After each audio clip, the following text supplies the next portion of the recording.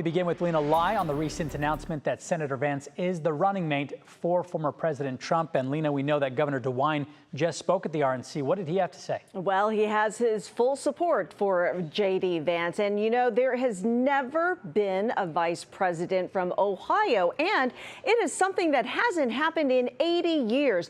A vice presidential candidate from the state of Ohio. And now Senator J.D. Vance rockets to the national spotlight as former President Trump's running mate.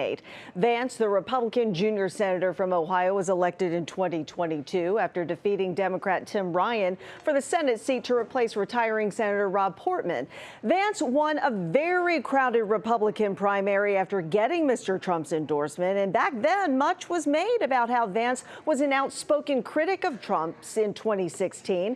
But he has closely aligned himself with Trump in recent years. The former president praised Vance's education and his business experience. Vance graduated from The Ohio State University, got his law degree from Yale. He was a venture capitalist and best-selling author of Hillbilly Elegy, in which he wrote about growing up in humble beginnings in Middletown, in a family struggling with drug addiction and poverty.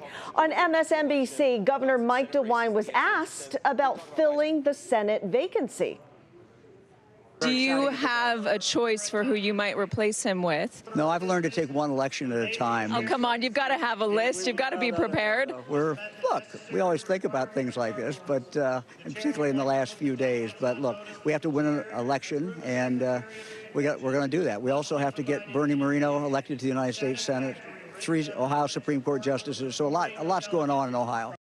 Okay, so here's how it works. Ohio law says the governor has the power to appoint someone to fill Vance's vacancy until a special election can be held in 2026. Now, coming up at 5, local political science professors weigh in on what J.D. Vance brings to the table as Mr. Trump's running mate. Guys, back to you. All right, exciting day here for Ohio.